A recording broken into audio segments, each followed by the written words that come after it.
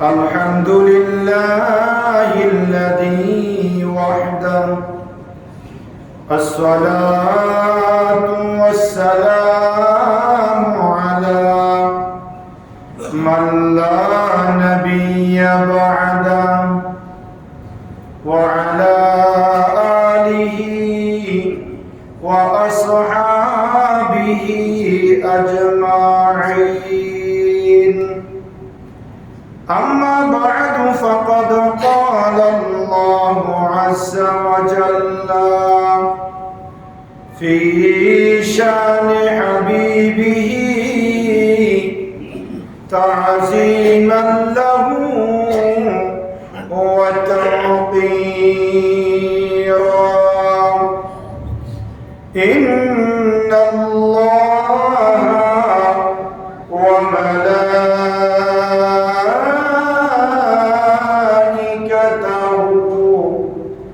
يصلون على النبي يا أيها الذين آمنوا صلوا عليه وسلموا تسليما. صلى الله على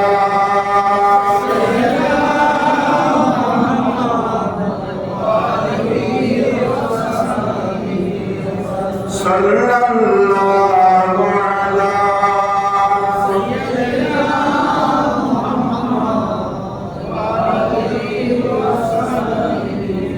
صلى الله على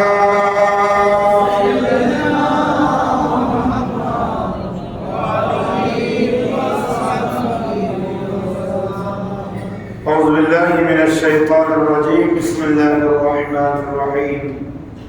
صاد والقرآن ذي الذكر بل الذين كفروا في عزة وشقاق. صدق الله مولانا العظيم وبلغنا رسوله النبي الأمين ونحن على ذلك لمن الشاهدين والشاكرين والحمد لله رب العالمين. معزز محترم হযরত মুসল্লিন ism, সম্মানিত উলামায়ে কিরাম রহমানি ওয়া রাহিমাকুমুল্লাহ, আল্লাহ সুবহানাহু ওয়া তাআলা আলিশান দরবারে লক্ষ কোটি শুকর আদায় করছি যে আল্লাহ সুবহানাহু ওয়া তাআলার অত্যন্ত দয়া এবং মেহেরবানিতে পবিত্র সফরুল খাইরের তৃতীয় জুমা নামাজ জুমার মহান লক্ষ্যে আল্লাহর মসজিদে আসা বসা, সবাই একত্রিত হয়ে সালামি আরজ করার সুযোগ আর তৌফিক যে আল্লাহ আমাদেরকে দান করেছেন তার দরবারে পড়ছি আলহামদুলিল্লাহ। আর লক্ষ দরুদ ও সালামের হাদিয়া প্রেরণ করছি সোনার মদিনায় কামলিওয়ালা নবী, নূরুন নবী, হায়াতুন নবী, ইমামুল আম্বিয়া নবী, সমস্ত নবীদের নবী মুহাম্মদুর রাসূলুল্লাহ সাল্লাল্লাহু তাআলা আলাইহি ওয়াসাল্লাম আর নূরি দরবার সোনার মদিনায় উচ্চ আওয়াজে আরেকবার করছি আলহামদুলিল্লাহ। মুহতারাম হাজিরিন, আমরা গত জুমায় কোরআনুল কারীমের 37 নম্বর সূরা সূরাতুস সাফফাতের আলোচনা শেষ করেছি। একই ধারাবাহিকতায় আজকে কোরআনুল কারীমের 38 নম্বর সূরা সূরাতুস সাদ নিয়ে আমরা আলোচনা করব বিমাশিয়াতিল্লাহ বিইذنিল্লাহ ওয়া মা তাওফীকি ইল্লা বিল্লাহ।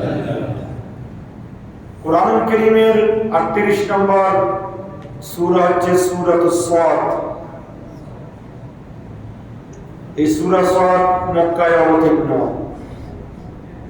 এটার আয়াত হচ্ছে 68টি, রুকু হচ্ছে 5টি, শব্দ হচ্ছে 732টি, আর হরফ হচ্ছে 3066টি। 3066 হরফ এবং 732 শব্দ, 5 রুকু, 68 আয়াত বিশিষ্ট মাক্কি সূরা সূরাতুস সাদ। সূরার নাম কি? সাদ। সিন শিন সাদ দোয়া আছে না? আসেনি? কথা বলেন না। এটা সাদ, সূরা সাদ। এই আমরা জানি সাদ হচ্ছে বিচ্ছিন্ন বর্ণ, হুরুফে মুকাত্তাআ।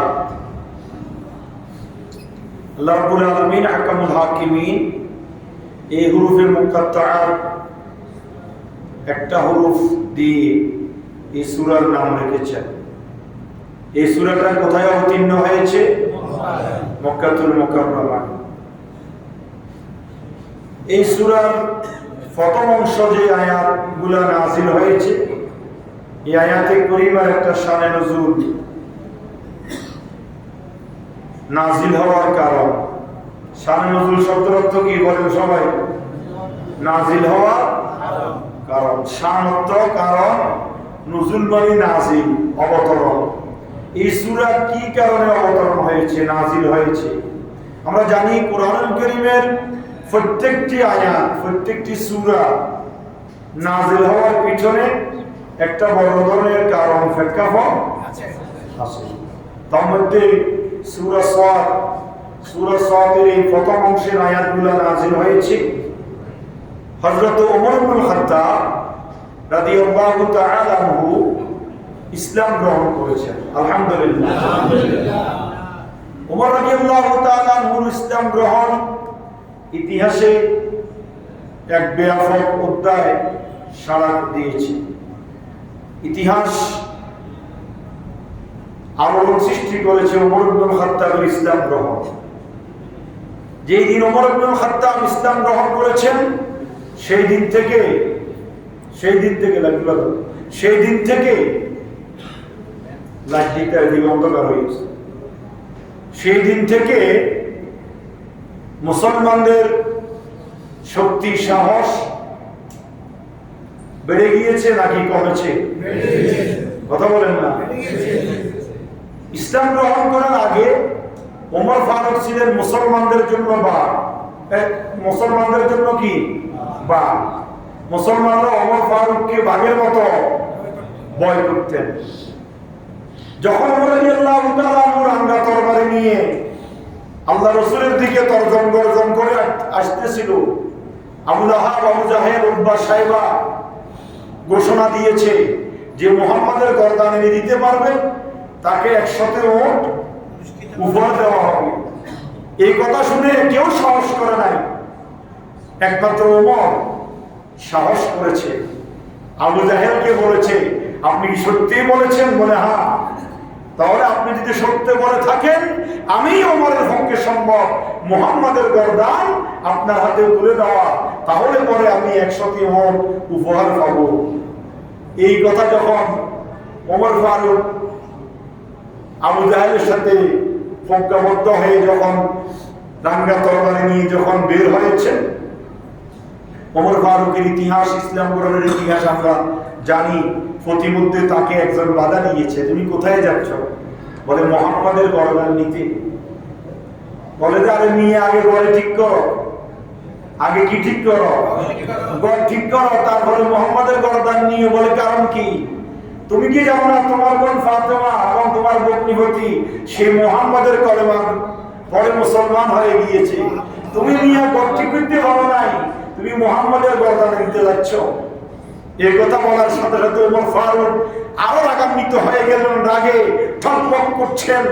সাথে সাথে চলে গেলেন নিজের বোন ফাতেমার ঘরে।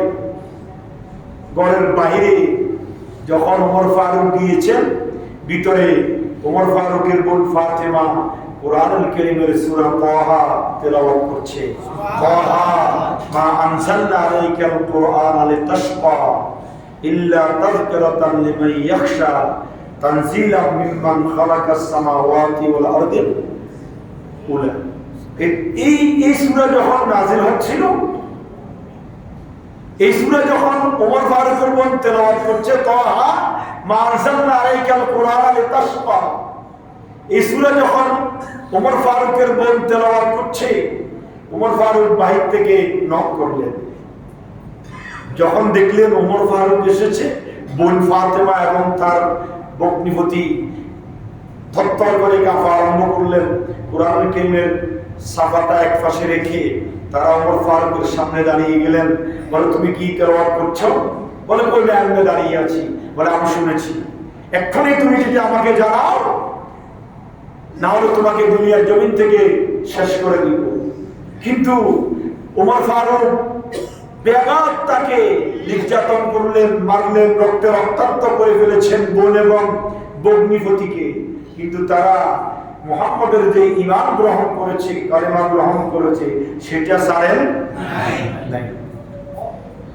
ওমর ফারুক চিন্তা করলেন, এইভাবে রক্তাক্ত করে ফেলার পরেও তারা এই কলেমা ছাড়লো না। বললেন, বোন, তুমি যে কোরআনকে তিলাওয়াত করছিলা মুহাম্মদের উপর নাযিলকৃত, সেটা একটু আমাকে দেখা। তখন তার বোন ফাতেমা বলল, ভাই, যদি তোমাকে সেটা দেখতে হয় তাহলে গোসল করতে হবে। লা ইয়ামাসসুহু ইল্লাল মুতাহহারুন। এটা এমন একটি কিতাব যেটা পবিত্র ছাড়া, পবিত্রতা অর্জন ছাড়া স্পর্শ করা যায় না। তুমি তো নাফাক। ইন্নামাল মুশরিকুনা নাজাসুন। যারা মুশরিক, হিন্দু, বৌদ্ধ, খ্রিস্টান আছে, তারা জন্মগত নাফাক। কি নাফাক বলেন না? তারা জন্মগতভাবে নাফাক। বলে যে তুমি সেটা স্পর্শ করতে পারবে। বলে, আমাকে গোসল করাই না। ওমর ফারুক গোসল করলেন, ওযু করলেন, পবিত্র হলেন। তারপরে তার বোন ফাতেমা সে কোরআন কারীমের সে সাফা সূরা তাহা তার সামনে উপস্থাপন করলেন আর তেলাওয়াত করলেন, তাহা মা আনসালনা আলাইকাল কুরআনা লিতাশকা। এটা এমন একটি কিতাব যেটা মানুষের অন্তরের রূপকে কি করে দেয়? পরিবর্তন করে দেয়। ওমর ফারুক বললেন, বোন, আমি আর কাফের মুশরিক থাকতে চাই না, আমাকে নিয়ে চলো সেই মুহাম্মাদের কাছে। ওমর ফারুকের হাতে কিন্তু রাঙ্গা তরবারি, এটা কিন্তু তিনি রাখেন নাই, ছাড়েন নাই, সেটা হাতে আছে। মসজিদে নববী শরীফের সামনে আল্লাহ রাসূল সাহাবায়ে কেরামকে নিয়ে বসে দ্বীনের আলাপ করছেন। বাহির থেকে দেখা যাচ্ছে ওমর ফারুক তর্জন গর্জন করে আসতেছে। সাহাবায়ে কেরাম ভয়ে আতঙ্কিত হয়ে গেলেন, ইয়া রাসূলুল্লাহ, ওমর তো রাঙ্গা তরবারি নিয়ে আসতেছে। আল্লাহ রাসূল জানতেন ওমর আল্লাহ রাসূলের গর্দান নেওয়ার জন্য আসতেছে না, বরং আল্লাহ রাসূলের নূরানি হাতে ঈমানের কলেমা পড়ার জন্য আসতেছে। সুবহানাল্লাহ। ওমর ফারুক আসতেছে, সাহাবায়ে কেরাম ভয়ে আতঙ্কিত হয়ে গেলেন। আল্লাহ রাসূল বলেন, না, তোমরা কিছুই বলবে না, ওমরকে আসতে দাও। সুবহানাল্লাহ বলবেন না? ওমর ফারুক সবাইকে ফান করে সোজা আল্লাহ রাসূলের সামনে এসে গেলেন, তরবারিটা আল্লাহ রাসূলের পাশে রাখলেন আর বললেন, ইয়া রাসূলুল্লাহ, ইয়া হাবিবাল্লাহ, এক বছর নয়, 2 বছর নয়, দীর্ঘ অনেক বছর ধরে অন্ধকারের মধ্যে নিমজ্জিত ছিলাম, জাহান্নামের রাস্তায় ছিলাম। ইয়া রাসূলুল্লাহ, আর জাহান্নামের রাস্তায় থাকতে চাই না, আপনি আমাকে বড়াই দেন না, লা ইলাহা ইল্লাল্লাহ মুহাম্মাদুর রাসূলুল্লাহ। ওমর ফারুক ইসলাম গ্রহণ করে ফেললেন। আলহামদুলিল্লাহ। ওমর ফারুক ইসলাম গ্রহণ করলেন, মুসলমানরা খুশি। মুসলমানরা কি খুশি? খুশি। এবং যেদিন থেকে ওমর ফারুক ইসলাম গ্রহণ করেছে, তার পরের দিন থেকে প্রকাশ্যে আযান হয়েছে। তারপরে জামাতে নামাজ পড়ার নির্দেশ এসেছে এবং আল্লাহ রাসূল প্রকাশ্যে দ্বীনের দাওয়াত দিচ্ছেন। ওমর ফারুক ইসলাম গ্রহণের পরে আল্লাহ রাসূলকে বলছে, ইয়া রাসূলুল্লাহ, একটা কাজ করা যাবে? আল্লাহ রাসূল বলেন, ওমর, কি বলো? বলে, আমার তো মনে চাচ্ছে কয়েকজন সাহাবী যারা আছে তাদের কি নিয়ে এই মক্কার খানায় কাবার চতুর্পাশে একটা মিছিল দিতে। আল্লাহু আকবার। বিজয়ের মিছিল, ইসলামের মিছিল। আল্লাহ রাসূল বলেন, একটু খামোশ, একটু ধৈর্য ধরো, তুমি মাত্র ইসলাম গ্রহণ করেছ, কাফেরদের মধ্যে কি একটা আতঙ্ক কাজ করছে, এই মুহূর্তে তুমি তাদেরকে নাড়া দিবে, তা হতে পারে না। বলে, ইয়া রাসূলুল্লাহ, না, আমি আপনার কাছে চাই আপনি আমাকে অনুমতি দেন, আমি কয়েকজন সাহাবীকে নিয়ে মক্কার চতুর্পাশে একটা মিছিল দিয়ে জানাই দিই আমি ওমর ইসলামের সুদীপ্ত ছায়ায় আশ্রয় গ্রহণ করেছি। ঠিকই ওমর ফারুক আল্লাহ রাসূলের অনুমতি নিয়ে মক্কার চতুর্পাশে একটা নারায়ে তাকবীর নারায়ে রিসালাতের স্লোগান সম্বলিত একটা মিছিল মক্কাতুল মুকাররমার চতুর্পাশে বের করে দিলেন। আর চতুর্পাশ থেকে কাফের মুশরিকেরা আবু জাহেল, আবু লাহাব, উতবা সাইবা আগে জানতেন না তিনি যে ইসলাম গ্রহণ করেছেন। পরের দিন সকালবেলা যখন ইসলাম বিজয়ের মিছিল যখন হচ্ছে, সবাই বের হয়ে দেখতেছে কিরে মিছিলের সামনে তো ওমর ফারুক। আল্লাহু আকবার। মিছিলের সামনে কে? আগে যে ওমর মুসলমানদের জন্য বাঁচছিল, সেই ওমর এখন কাফেরদের জন্য কি হয়েছে? ওমর ফারুককে সামনে দেখে আর আবু জাহেল, আবু লাহাব, উতবা সাইবা এত বড় বড় শক্তিধর কুরাইশদের কাফেররা ওমর ফারুকের সামনে যাওয়ার সাহস করে নাই। ওমর ফারুক ইসলাম গ্রহণ করেছেন। ইসলামের দাওয়াত স্পষ্টভাবে ময়দানে প্রকাশ্যে যখন দেওয়া চলছে, তখন কাফেরদের নারাজি মুখ, কাফেররা হতাশ হয়ে গেল। আবু জাহেল, আবু লাহাব, উতবা সাইবা বড় বড় মুগিরা নিয়ে, ওয়ালিদ ইবনে মুগিরা সহ বড় বড় কাফেরগণ হতাশ হয়ে গেল। হায়রে ওমর তো চলে গেল আমাদের থেকে, তাহলে কি হতে পারে? এই অবস্থায় তারা নিজেদেরকে খামোশ রাখতে না পেরে ওয়ালিদ ইবনে মুগিরা সহ 25 জন বড় বড় নেতা তখন তারা কি করলো? উপস্থিত হয়ে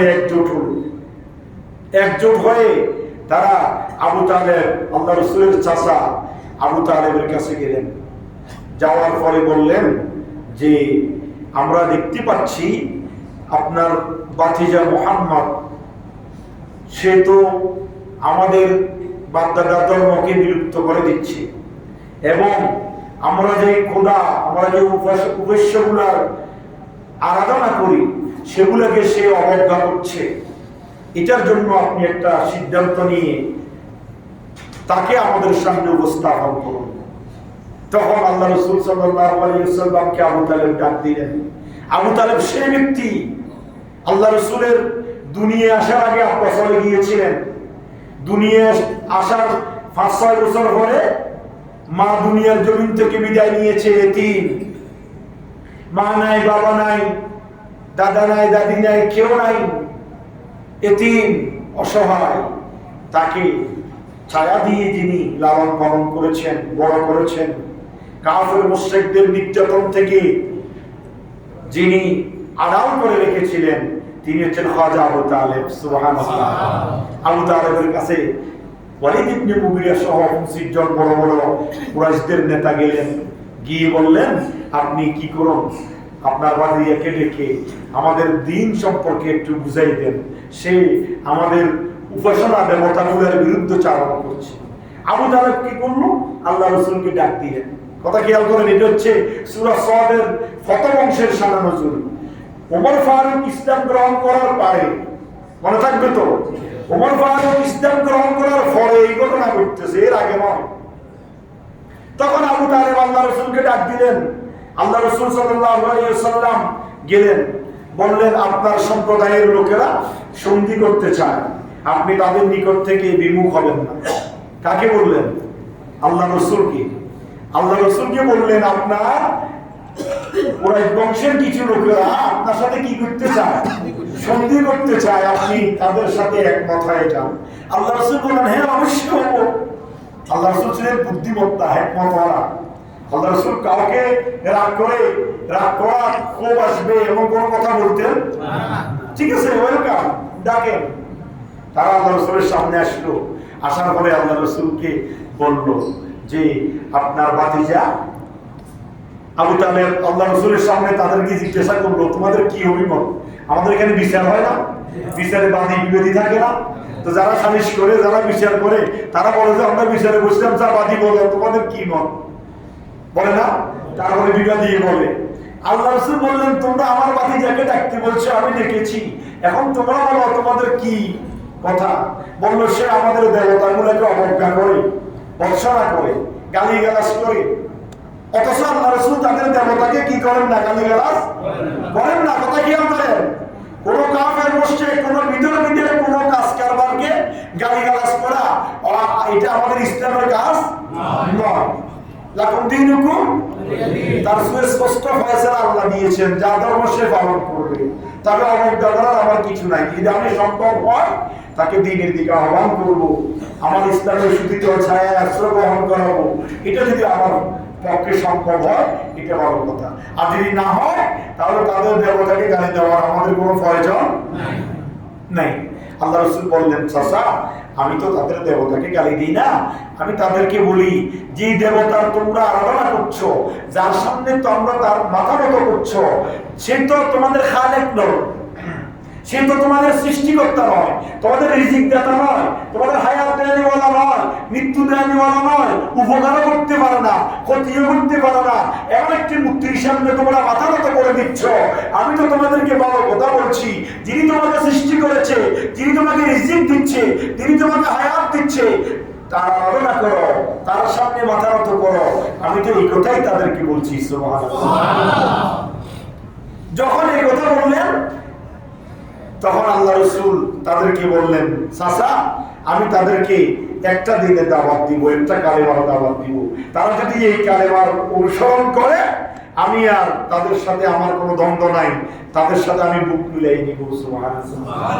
এই কথা শুনে আবু জাহেল লাফ দিচ্ছে, মানে একটা কেন কয়জনে 10টা কালেমার আমরা তলকিন নিব, শিক্ষা নিব। মুহাম্মদকে বলেন সেই কালেমাটা কি? আল্লাহ রাসূল যখন বললেন কালেমা হচ্ছে একটা লা ইলাহা ইল্লাল্লাহু মুহাম্মাদুর রাসূলুল্লাহ সাল্লাল্লাহু আলাইহি ওয়াসাল্লাম, এই কালেমার যখন দাওয়াত দিলেন, এই কালেমার দাওয়াত শুনে আবু জাহেল, আবু লাহাব, উতবা, সাইবা, ওয়ালিদ ইবনে মুগীরা টকবকে গরম হয়ে চেহারা লাল করে ফেললেন।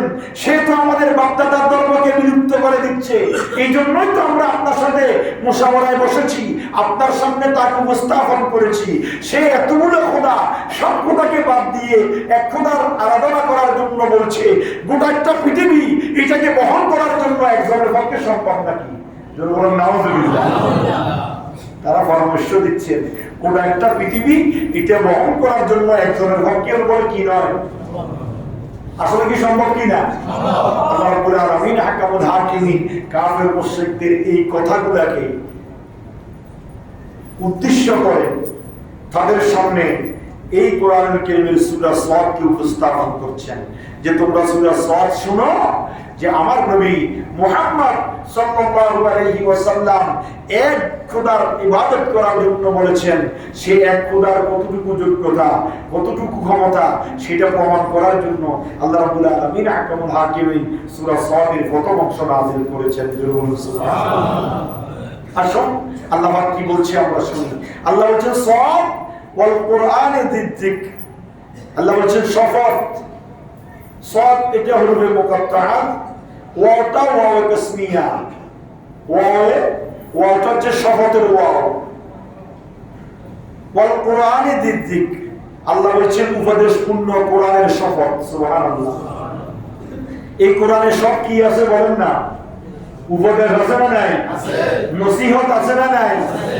ভালো কাজের নসিহত, খারাপ কাজ থেকে বিরত থাকা, ভালো কাজের দিকে ধাবিত হওয়ার নসিহত। কথা বলেন ঠিক কি না? এইজন্য আল্লাহ বলছেন সাদ ওয়াল কোরআনে যিকর, আল্লাহ বলছেন উপদেশমূলক কোরআনের শপথ। বালিল্লাযীনা কাফারু ফি ইজ্জাতিন ওয়া শিকাক, বরং কাফেররা অহংকার ও বিরোধিতা লিপ্ত হয়। কাফেররা অহংকার করে, কোরআনের বিরোধিতা করে। কোরআন যখন আল্লাহর রাসূলের প্রতি নাযিল হচ্ছিল, কাফের মুশরিকরা বলেছে এটা আল্লাহর পক্ষ থেকে নয়, এটা মুহাম্মাদের বানানো। বলেন নাউযুবিল্লাহ। বলে নাই? আপনারা ইতিপূর্বে আলোচনা শুনেন নাই? কাফের মুশরিকরা এইভাবে কোরআনকে অবজ্ঞা করেছে। আল্লাহ তা উপস্থাপন করেছেন কাফের মুশরিকদের জবানের কথাকে আল্লাহ উপস্থাপন করে বলেছেন বালিল্লাযীনা কাফারু, আর বরং কাফের মুশরিকরা ফি ইজ্জাতিন ওয়া শিকাক, কোরআনের সাথে অহংকার এবং বিরোধিতায় লিপ্ত হয়। কাম আহলাকনা মিন ক্বাবলিহিম মিন কারনিন ফানাদাউ ওয়া লা তাঈনা মানাস, আল্লাহ বলেন শুনো আমি তাদের পূর্বে অনেক জনগোষ্ঠীকে ধ্বংস করেছি। করেন না? কথা বলেন। কিছুদিন আগে আমরা সূরা সাফফাতের আলোচনায় শুনেছি কওম লূতকে আল্লাহ ধ্বংস করেছেন। কওমে নূহকে আল্লাহ ধ্বংস করেছেন, কওমে সামুদকে আল্লাহ ধ্বংস করেছেন, করেন নাই? আল্লাহ রাব্বুল আলামিন সেই কথা এই আয়াতে পরিবার মধ্যে বলছেন, কাম আহলাকনা মিন ক্বাবলিহিম মিন কারনিন ফানাদাউ ওয়ালাতা হিনা মানাস। আল্লাহ বলছেন আমি তাদের পূর্বে অনেক জনগোষ্ঠীকে ধ্বংস করেছি, অতঃপর তারা আর্তনাদ করতে শুরু করেছে, কিন্তু তাদের নিষ্কৃতি পাওয়ারও সময় আমি আল্লাহ দিই নাই। দিয়েছেন নাকি? লূত আলাইহিস সালামের জাতিকে আকাশে উঠাইয়ে সেখান থেকে ছেড়ে দিয়েছেন, গোটা এলাকা তুলার মতো উড়ে সরকার হয়েছে। নূহ আলাইহিস সালামের জাতিকে পানি দিয়ে ধ্বংস করে দিয়েছেন। আদ জাতি, সামুদ জাতি, তাদেরকে মুহূর্তের ভিতরে চোখের ফলকে আল্লাহ কি করেছেন? ধ্বংস করেছেন। এই চোখের ফলক ফেরানোর সুযোগ তারা পেয়েছে নাকি বলেন না? আল্লাহ বলছেন দুনিয়ার মানুষ শুনো, ওয়াজিবু আন জাআহুম মুনযিরুম মিনহুম ওয়া ক্বালা আল কাফিরুনা হাযা সাহিরুন কাযযাব। আল্লাহ বলছেন তারা বিস্ময় বোধ করে, ওয়াজিবু তারা আশ্চর্যান্বিত হয়ে যায়, আন জাআহুম মুনযিরুম মিনহুম তাদের নিকট তাদের মধ্য থেকে একজন সতর্ককারী তশরিফ এনেছেন, একজন দ্বীনের দায়ী আগমন করেছেন। وقال الكافرون هذا ساحر كذاب। সেই দ্বীনের দায়ী কে? সেই দ্বীনের দায়ী হচ্ছে নবী মুহাম্মদুর রাসূলুল্লাহ সাল্লাল্লাহু আলাইহি ওয়াসাল্লাম। তিনি যখন দ্বীনের দাওয়াত দিয়েছে, তিনি যখন ওই যে কাফের মুশরিকরা ওয়ালিদ ইবনে মুগিরা সহ আবু জাহেল, আবু লাহাব, উতবা, শাইবা, আবু তালেবের কাছে বিচার দিয়েছে, সে আমাদের মূর্তির বিরুদ্ধে কথা বলে, আল্লাহ রাব্বুল আলামিন হাকামুল হাকিমিন বলেন, ওয়া ক্বালাল কাফিরুনা হাযা সাহিরুন কাযযাব। কাফের মুশরিকরা আল্লাহ রাসূলের বিরোধিতা করেছে এবং আল্লাহ রাসূলকে জাদুকর বলে আখ্যায়িত করেছে। করে নাই? আল্লাহ রাসূলকে জাদুকর বলে নাই? আল্লাহ রাসূলকে জাদুকর বলেছে, মিথ্যাবাদী বলেছে, সব অভিযোগ আল্লাহ রাসূলকে দিয়েছে, কিন্তু আল্লাহ রাসূল কোনোদিন কি হন নাই? নারাজ হন নাই। তাদের কথার উপর আল্লাহ রাসূল রাগান্বিত হন নাই, শুনেছিলেন। হ্যাঁ, আল্লাহ রাসূল হিকমতের সাথে দ্বীনের দাওয়াত দিয়েছেন। আল্লাহ রাসূলের হিকমত আল্লাহ রাব্বুল আলামিন হাকামুল হাকিমিন এমন ভাবে কবুল করে নিয়েছেন, গোটা জাতি আল্লাহ রাসূলের কদমে পড়েছে এবং আল্লাহ রাসূলের কদমে হাত রেখে ঈমানের কলেমা পড়ে মুসলমান হয়েছে। সুবহানাল্লাহ। তার পরবর্তী আয়াতে করিমার মধ্যে আল্লাহ রাব্বুল আলামিন হাকামুল হাকিমিন বলেন, কাযযাবাত ক্বাবলাহুম কওমু নূহ ওয়া আদ ওয়া ফিরআউন যুল আওতাদ। আল্লাহ বলেন তাদের পূর্বে ও মিথ্যারূপ করেছিল নূহ আলাইহিস সালামের সম্প্রদায় নবী নূহকে, এবং আদ জাতি এবং ফিরআউন তার জনগোষ্ঠীরা, জনগণেরা তাদের নবীদেরকেও মিথ্যা প্রতিপন্ন করেছে। করে নাই? নূহ আলাইহিস সালামের সাথে তার জাতির সাথে প্রকাশ হয়েছে, ফিরআউনের সাথে মূসা কলিমুল্লাহর সাথে হয়েছে, নমরুদের সাথে ইব্রাহিম খলিলুল্লাহর সাথে হয়েছে। এইভাবে প্রত্যেকটা জাতিগোষ্ঠীর সাথে নবী রাসূলদের সাথে প্রকাশ হয়েছে, বাদানুবাদ হয়েছে। সে কথা আল্লাহ বলছেন, কাযযাবাত ক্বাবলাহুম কওমু নূহ, তারা নূহ আলাইহিস সালাম কে তার জাতিরা মিথ্যা প্রতিপন্ন করেছে। ওয়া আদুন, আদ জাতি, ওয়া ফিরআউন যুল আওতাদ, এবং ফিরআউন কিরম বিশিষ্ট ফিরআউন, সেই ফিরআউনের জাতিরাও নবীদেরকে মিথ্যা প্রতিপন্ন করেছে, নবীদের অবাধ্যতা করেছে। এটা যুগ যুগ হয়ে আসতেছে, এটা কোনো নতুন কিছু নয়। আল্লাহ রাসূলকে আবু জাহেল, আবু লাহাব, উতবা, শাইবা জ্বালাইতেছে। অনুরূপভাবে নবী নূহ আলাইহিস সালাম, তারপরে আপনার এই অন্যান্য নবীদেরকেও তাদের সম্প্রদায়ের লোকেরা অতিষ্ঠিত করে ফেলেছে, জ্বালিয়েছে, কষ্ট দিয়েছে, চলে বলে করে কৌশলে। আল্লাহ রাব্বুল আলামিন হাকামুল হাকিমিন সেই কথা আমাদেরকে স্মরণ করাই দিচ্ছেন। ওয়া সামুদু ওয়া কওমু লূত ওয়া আসহাবুল আইকা উলাইকাল আযাব।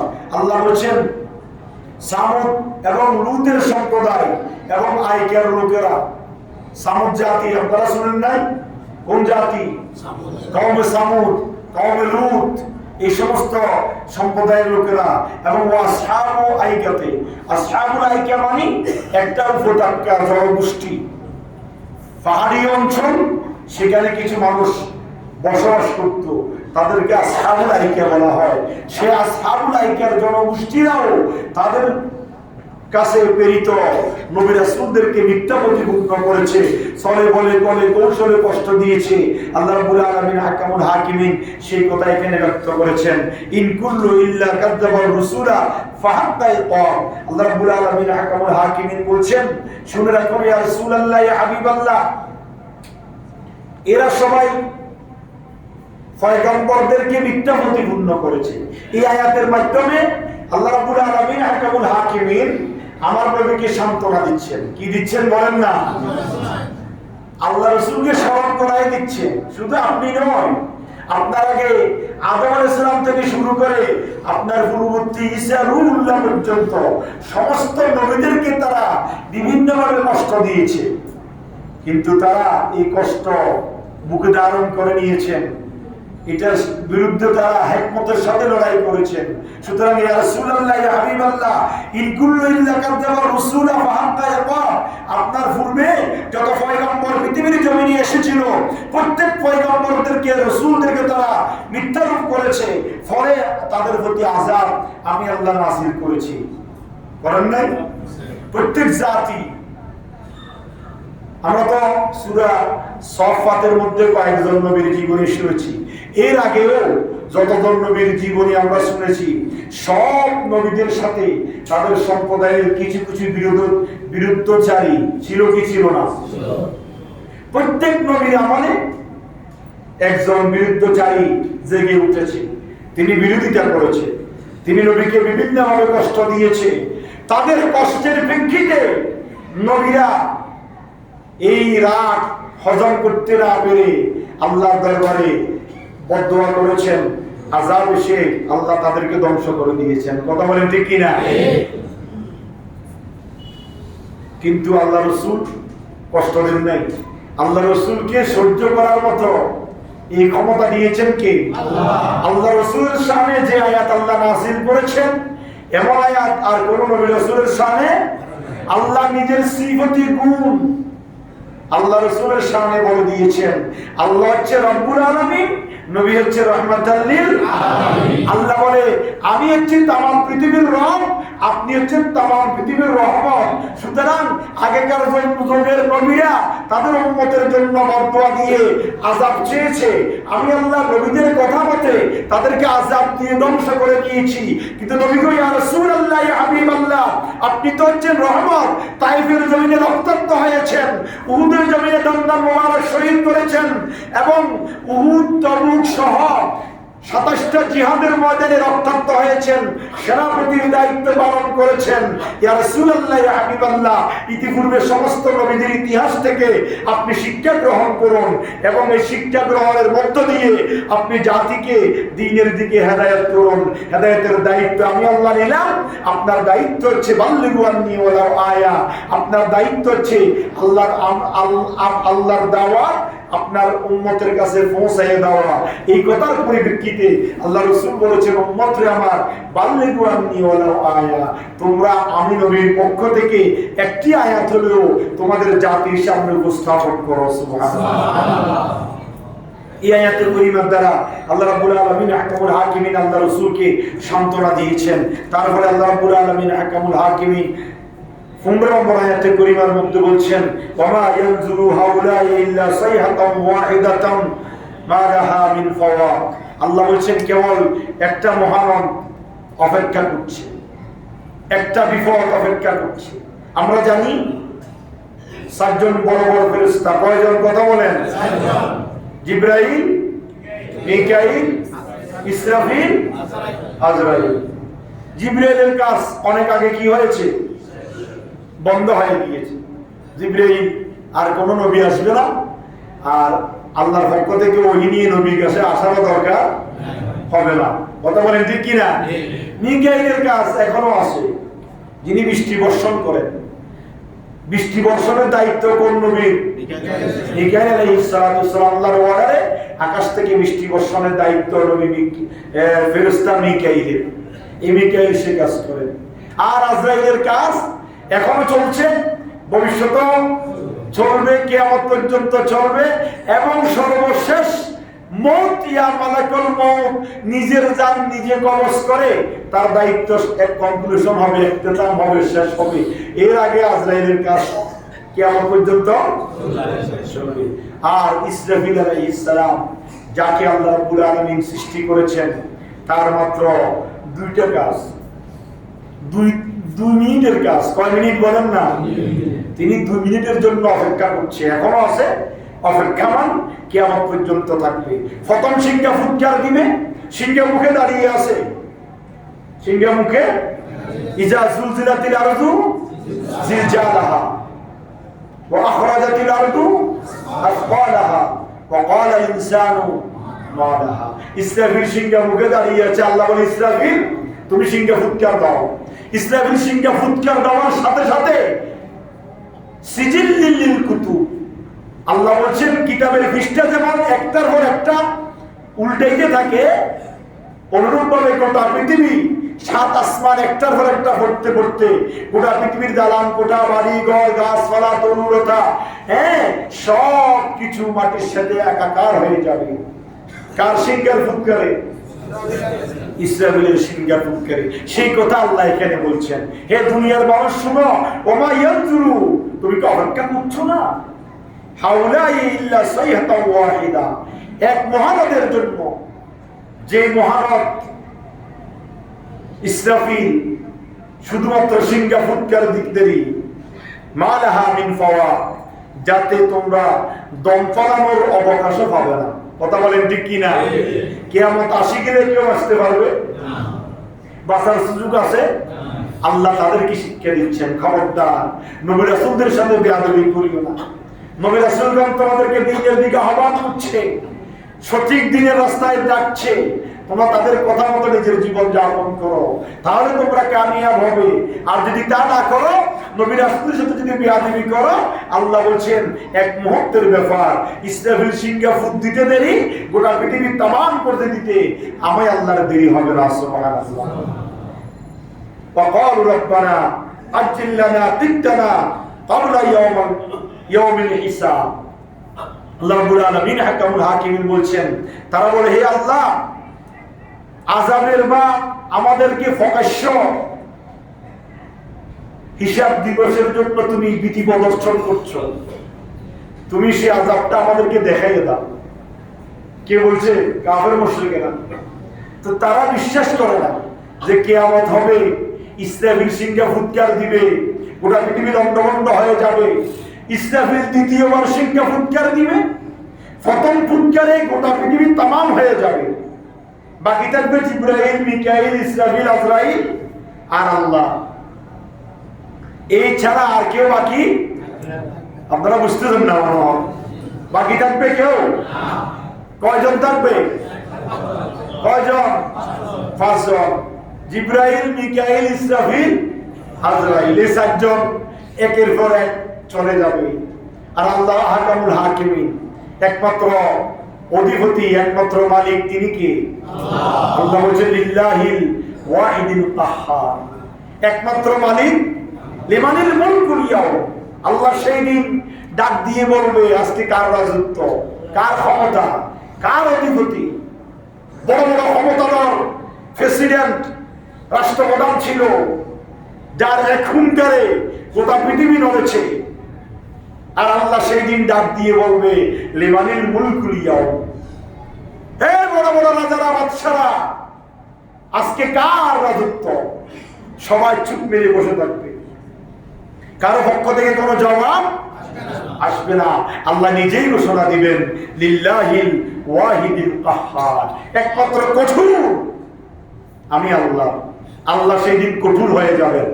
আল্লাহ রহমান, রহিম, দয়ালু, আল্লাহর চাইতে দয়ালু কেউ আছে নাকি? কিন্তু আল্লাহ সেই দিন কি হয়ে যাবেন? লিল্লাহিল ওয়াহিদিল কাহ্হার, আল্লাহ কঠোর হয়ে যাবেন। আল্লাহ নিজেই ঘোষণা দিবেন আমি কঠোর, আমি আল্লাহ আজকের দিনের অধিপতি, আজকের দিনের মালিক হচ্ছে আমি, আজকের দিনের রাজা হচ্ছে আমি, আসো আমার সামনে। আল্লাহ যখন নিজেকে কঠোর কাহ্হার ঘোষণা দিবেন, তখনই আল্লাহ রাসূল মাকামে মাহমুদে সেজদায় পড়ে যাবেন। সুবহানাল্লাহ। আল্লাহ রাসূল দিয়ে শাফাতের দ্বার উন্মুক্ত হবে। এই জন্য নবীদের সাথে বেয়াদবি করার জন্য আমরা নিষেধ করি। আল্লাহ নিষেধ করেছেন সূরা সাদের মধ্যে। আমরা তো নবীর সামনে কথা বলতে আমাদের মুখে বাজে না, নবীকে আমরা যেমন তেমন মনে করি। কেউ নবীকে নেতা বলি, কেউ বড় ভাইয়ের সমান বলি, কেউ এটা বলি, কেউ সেটা বলি। এটার দ্বারা নবীর সম্মান আসে না। যে নবী কাল কিয়ামতের কঠিন ময়দানে আল্লাহর গোসাকে পানি করবে, আল্লাহর রাগকে মিঠাই দিবে, আল্লাহর কাহারিয়তের সামনে আল্লাহকে নরম করবে তিনি হচ্ছেন আমার আপনার নবী মুহাম্মদুর রাসূলুল্লাহ সাল্লাল্লাহু আলাইহি ওয়াসাল্লাম। সুতরাং সেই নবীর শানে কথা বলতে সাবধান। সেই নবী ছাড়া কোন নবীদেরও গতি নেই কিয়ামতের ময়দানে। আপনি কি মনে করেন কিয়ামতের ময়দানে সব নবীরা চুপ মারি বসে থাকবে? সবাই নিজেদের ভয়ে নিজেরা থরথর করে কাঁপবে। নবীদের কি কোনো গুনাহ আসেনি? কথা বলেন না। নবীদের তো কোনো গুনাহ নাই, তারপরে নবীরা কাঁপবে থরথর করে ভয়ে। কিন্তু সেই দিন আল্লাহর কাহারিয়তের সামনে আল্লাহর নবী উপস্থাপন হয়ে যাবে, নিজে উপস্থিত হয়ে আল্লাহর গোসাকে পানি করবে, হজম করবে, তারপরে সুপারিশ করবে, উম্মতকে জান্নাতে পাঠাবে। সমস্ত নবীরা যে উম্মতে মুহাম্মাদি জান্নাতে যাবে, তারপরে অন্যান্য নবীর উম্মতেরা যাবে। সুবহানাল্লাহ। আল্লাহ রাব্বুল আলামিন আহকামুল হাকিমিন এই আয়াতে কারিমা 16 নম্বর আয়াতে কারিমার মধ্যে বলছেন, ওয়া ক্বালু রাব্বানা আজ্জিল লানা কিত্তানা ক্বাবলা ইয়াউমিল হিসাব। কাফের মুশরিকরা বলবে, আল্লাহ কই আযাব তো আসবে বলতেছো, কই আযাব আসতেছে? আল্লাহ বলেন, হে আমার বান্দারা, তোমরা আযাব তালাশ করিও না। তোমাদের ইতিপূর্বে সমস্ত নবীর উম্মতেরা আযাব তালাশ করে নবীদের কথা অবজ্ঞা করার কারণে নিজেরা ধ্বংস হয়ে গিয়েছে, কিন্তু আযাব অপেক্ষা করছে। এই আযাবের জন্য যদি তোমরা অপেক্ষা করো, আযাব তোমাদেরকে ধ্বংস করে দিবে। সুতরাং তোমরা আযাবের জন্য অপেক্ষা করিও না, তোমরা নবীর আনুগত্য করো, নবীর মাধ্যমে আমি আল্লাহর গোলামি করো, তাহলে তোমরা দুনিয়া এবং আখিরাতে কামিয়াব হবে। জরুর সুবহানাল্লাহ। সুতরাং এই আজকে যে আলোচনাগুলো আমরা বললাম সূরা সাদের 1 থেকে 16 নম্বর আয়াত, এই আয়াতে কারিমার মাধ্যমে আমরা জানতে পারলাম যে আমাদেরকে এর মূল কথা হচ্ছে নবীকে তাজিম করতে হবে। নবীকে কি করতে হবে? নবীকে সম্মান করতে হবে। ওই আবু জাহেল, আবু লাহাব, উতবা, সাইবা নবীকে ডেকে আবু তালেবের সামনে নিয়েছে, কিন্তু দেখেন ফুসিকজন বড় বড় শক্তিধর কুরাইশ কাফের, তাদের সামনে ছিল আবু তালেব। কিন্তু এই এত বড় বড় শক্তিধর কুরাইশ নেতাদের সামনে একজন এতিম। তখন কিন্তু মাত্র নবুয়ত প্রকাশ হচ্ছে, তখনও কিন্তু আল্লাহ রাসূল কাউকে ভয় করে নাই। ভয় করেছেন কাকে? আল্লাহকে। তখন আল্লাহ রাসূল বলেছেন, ইয়া চাচা যান, আমি এক আল্লাহর ওয়াহদানিয়তের আহ্বান তাদেরকে করছি, করেই যাব। তাদেরকে বলেন সবকিছু ছেড়ে দিয়ে এক আল্লাহর ওয়াহদানিয়তের ভিতর নিজেদেরকে আত্মনিয়োগ করার জন্য। সুবহানাল্লাহ। আর আল্লাহ রাব্বুল আলামিন এই সূরার মাধ্যমে আমাদেরকে শিক্ষা দিয়েছেন, ইতিপূর্বে নবীর উম্মতেরা নবীদের সামনে বেয়াদবি করার কারণে ধ্বংস হয়েছে। সুতরাং আমার আখিরি জমানার উম্মতেরা, বান্দারা, তোমরা নবীদের সামনে বেয়াদবি করবে না, নবীদেরকে তাজিম করো, নবীদের কথা মতো নিজের জীবন পরিচালনা করো। নবীরা কোনোদিন বলে নাই আমার আনুগত্য করো, নবীরা বলেছে আল্লাহর আনুগত্য করো। সুতরাং নবীর কথার মধ্য দিয়ে আল্লাহর গোলামির মধ্যে নিজের জীবনকে নিমজ্জিত করো, তাহলে তোমরা দুনিয়া এবং আখিরাতে কামিয়াব হবে। সুবহানাল্লাহ। আল্লাহ আমাদেরকে আমল করার, নবীদের আনুগত্য করার তৌফিক দান করুক, আমিন। আমরা জানি এটা হচ্ছে সফরুল খাইর, সফর মাস অত্যন্ত মহিমান্বিত মাস। আমরা জানি সব নবী রাসূলদেরকে আল্লাহ সফর মাসেই কি করেছে? পরীক্ষা করেছে। যত বড় পরীক্ষা করেছেন নবী রাসূলদেরকে এই সফর মাসে, আবার এই মাসেও কামিয়াব হয়েছেন। সর্বশেষ আমার নবী মুহাম্মদুর রাসূলুল্লাহ সাল্লাল্লাহু আলাইহি ওয়াসাল্লামকে বলে, আপনার এই একটা মহিলা আল্লাহ রাসূলকে কি করেছিল? জাদু করেছিল, সিহর করেছে। তখন আল্লাহ রাসূল রোগাক্রান্ত হয়েছেন, অসুস্থ হয়ে পড়েছেন, এবং আল্লাহ রাসূলের শেষ অবস্থা কাছাকাছি এসে গিয়েছিল। আল্লাহ রাসূল অসুস্থ হয়েছেন। মক্কার সমস্ত এই সাহাবায়ে কেরাম চিন্তিত ছিলেন, মদিনাতুল মুনাওয়ারার সাহাবায়ে কেরাম চিন্তিত ছিলেন। আল্লাহ রাসূল অসুস্থ হয়েছেন, কয়েক ওয়াক্ত নামাজ মসজিদে নববী শরীফে ইমামতি করতেও পারেন নাই। আল্লাহ রাসূল যখন সুস্থ হয়েছেন, সাহাবায়ে কেরামের মুখে আনন্দের ঢেউ প্রকাশিত হয়েছে। আল্লাহ রাসূল যেই দিন অসুস্থতা থেকে সুস্থ হয়েছেন সেই দিন ছিল সফর মাসের শেষ বুধবার। সুবহানাল্লাহ, একবারে কাছাকাছি সব। সফর মাসের শেষ বুধবারে অসুস্থ থেকে সুস্থ হয়েছেন। সফর মাসের শেষ রবিউল আউয়াল মাসের 12 তারিখে দুনিয়ার জমিন থেকে বিদায় নিয়েছেন। এই আল্লাহ রাসূল কঠিন রোগ থেকে যখন অসুস্থতা থেকে সুস্থ হলেন সেই দিন ছিল সফর মাসের শেষ বুধবার। এই দিনকে বলা হয় আখিরি সার সোমবার। আগামী 20 আগস্ট, আগামী বুধবার, সেই সফর মাসের শেষ বুধবার, সফর মাসের শেষ বুধবার, আখিরি সার সোমবার। এই দিনে আমরা কোরআন কারীমের কিছু আয়াত, কিছু সূরা এখানে আছে, আয়াতে শেফা, আয়াতে সালাম, যেগুলা পড়ি পানিতে ফুঁক দিলে, যেগুলো ফল লেখে মেশক জাফরান কালি দিয়ে লেখে পানিতে দিয়ে পানি পান করলে মানুষের জটিল কঠিন রোগ থেকে মুক্তি পাওয়া যায়, সুস্থতা অবলম্বন করে। সেই আউলিয়া কেরামের নির্দেশিত এবং যেটার সম্পর্ক নবীর সাথে, কার সাথে? এই জন্য এই দিনটাকে আমরা তাজিম করি, সম্মান করি। এই আগামী বুধবার আপনারাও ফাইলে একটা রোজা রাখবেন, কোরআন তেলাওয়াত করবেন, আর আমাদের হাফেজ সাহেবগণ আছেন, তারা থাকবে, কিছু দোয়া লিখে দিবে আপনাদেরকে, এগুলো খাবেন, গোসল করবেন। এগুলোর মাধ্যমে আমরা উপকৃত হব, আমরা সুস্থ হব, কঠিন রোগ থেকে মুক্তি পাবো।